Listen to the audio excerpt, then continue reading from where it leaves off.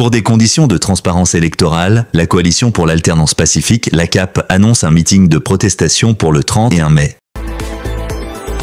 À 5 mois de la présidentielle d'octobre 2025, la Coalition pour l'alternance pacifique en Côte d'Ivoire a dressé un bilan alarmant de la situation sociopolitique lors d'une conférence de presse tenue le 5 mai 2025 au siège du PDCI RDA à Cocody. Simone Eyivé, présidente du Mouvement des Générations Capables, MGC, et porte-parole de la coalition, a annoncé un grand meeting de protestation le 31 mai à Abidjan, tout en exigeant des réformes urgentes pour éviter un chaos électoral, un climat délétère et des tensions explosives. La CAPCI a dénoncé une dégradation rapide et préoccupante du climat sociopolitique, marqué par des déguerpissements massifs à Yopougon, Port-Bouët et Adjamé, des conflits fonciers chez les Hatchans, une crise dans le secteur de l'Anacarde et une grève des enseignants réprimée par des arrestations arbitraires. Le front social s'embrase, le tissu social se fissure, a alerté Simone Eyivé, soulignant que tous les ingrédients d'une implosion sont réunis. La coalition rappelle aussi le lourd passif des élections ivoiriennes. Combien de vies sacrifierons-nous encore pour le pouvoir, s'est interrogé la porte-parole, appelant à briser ce cycle de violence.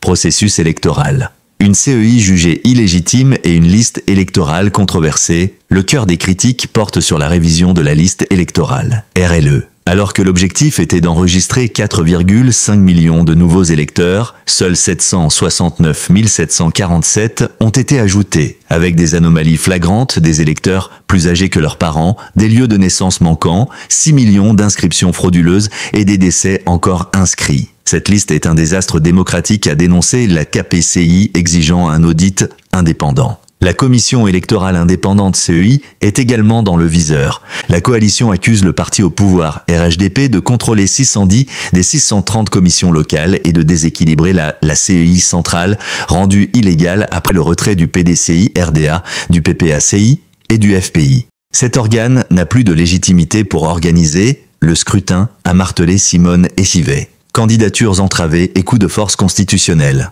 La CAP dénonce l'exclusion par des artifices de figures de l'opposition comme Laurent Gbagbo, Guillaume Soro et Charles Blé Goudé et craint la radiation imminente de Tidjane Thiam. Surtout, elle s'élève contre le projet d'un 4e mandat pour Alassane Ouattara, jugé anticonstitutionnel. La Constitution de 2016 limite à 2 mandats. On ne réinitialise pas les compteurs, a-t-elle insisté. Ultimatum et mobilisation citoyenne. Face à ce cocktail explosif, la coalition exige une nouvelle RLE conforme au code électoral, la dissolution de la CEI et son remplacement par un organe neutre, la réintégration des candidats exclus, le respect de la limitation des mandats présidentiels. Pour ce faire, un ultime courrier a été envoyé au président Ouattara pour relancer le dialogue politique. En cas de refus, la KPCI annonce une tournée nationale et internationale de sensibilisation dans les chancelleries, groupes religieux, syndicats et un grand meeting le 31 mai à Abidjan, prélude à d'autres actions. La communauté internationale est prévenue, les responsabilités seront établies en cas de chaos, a conclu Simone Eyivé, appelant les Ivoiriens à se mobiliser pour éviter le pire, a déclaré Simone Eyivé. En effet, depuis août 2024, l'opposition a interpellé le gouvernement sur la nécessité d'ouvrir le dialogue politique par le biais d'un point de presse. Cela a été formalisé à la suite par 2 courriers au chef de l'État en septembre et en octobre 2024. Au lieu d'ouvrir le dialogue, le gouvernement a, par le truchement d'une réponse du ministre de l'Intérieur, refusé de faire droit à la requête de l'opposition au motif qu'il n'y en avait pas besoin. Il considère que les réformes de 2022 ont traité tous les problèmes. Nous sommes en 2025. Et il faut bien convenir que les besoins doivent évoluer et qu'il est nécessaire de les examiner à nouveau. Deuxième argument, la survie du pouvoir sur les revendications légitimes de l'opposition relative à la RLE. En 2024, et la nécessité de la reprendre en 2025. Conformément aux dispositions de la loi, les nouveaux majeurs et les personnes qui ont pu se faire délivrer des documents à vue de se faire inscrire sur la liste électorale sont donc exclus du processus électoral. La RLE, lancée du 19 octobre au 10 novembre 2024 et prolongée d'une semaine au 17 novembre 2024, n'a pas donné de résultats satisfaisants. L'objectif de l'opération était d'enregistrer 4 500 000 requérants. La CEI a annoncé qu'elle a recensé de 769 747 nouveaux électeurs. Troisièmement, la liste de la liste provisoire. Cette liste qui nous a été distribuée le 17 mars 2025 par la CEI aux formations politiques. Cette liste montre que la liste électorale a été établie de façon approximative avec pour conséquence de nombreuses anomalies. Et on peut citer entre des électeurs qui sont plus âgés que leurs géniteurs, des électeurs qui n'ont pas de lieu de naissance, des électeurs dont le lieu de naissance du père est inconnu, des électeurs dont le lieu de naissance de la mère est inconnu, des électeurs mineurs au moment de leur enrôlement, des migrations sauvages d'électeurs d'une commune à l'autre sans leur consentement. Plus de 6 millions d'électeurs inscrits en violation flagrante de l'article 7 du Code électoral. La carte Côte d'Ivoire réitère l'impérieuse nécessité d'opérer les réformes minimales nécessaires pour des élections transparentes, inclusives et crédibles en 2025.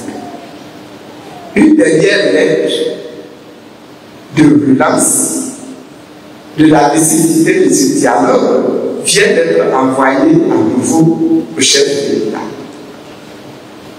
La carte Côte d'Ivoire exige l'organisation de la RLE en 2025, conformément aux dispositions du Code électoral.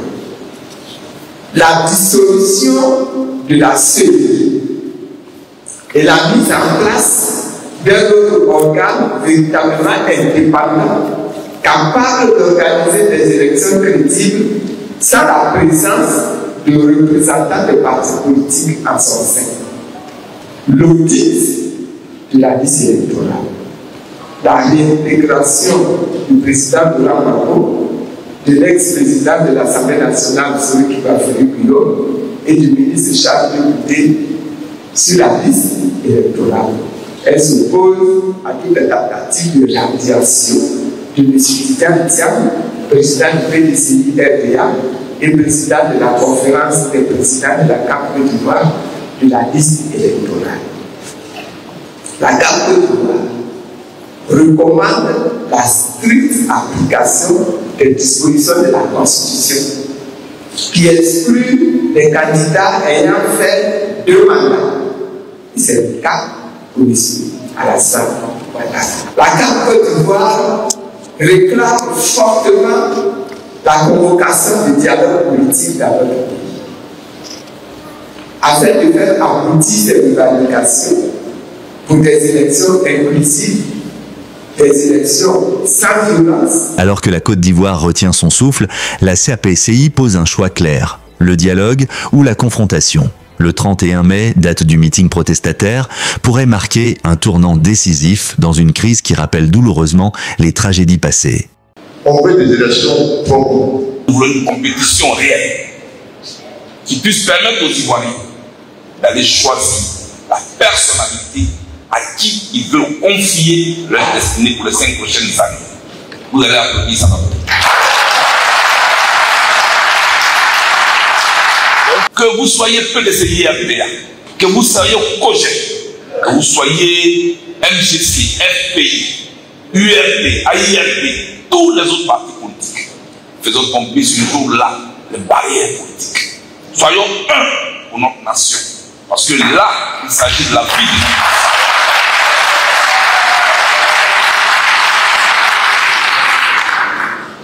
Ce meeting aura lieu à Abidjan. Et je mesure tout le poids, comme madame, la première dame l'a dit, que Cap Côte d'Ivoire vient de mettre sur ma tête. Mais j'adore les défis. Dans les jours qui arrivent, nous allons préciser le lieu de ce meeting-là. Trouver à Abidjan un lieu qui va accueillir ce déferlement. Alors, nous allons trouver un lieu qui peut accueillir tout ce monde qui veut s'exprimer, qui veut se faire entendre et qui veut une élection paisible en Côte d'Ivoire.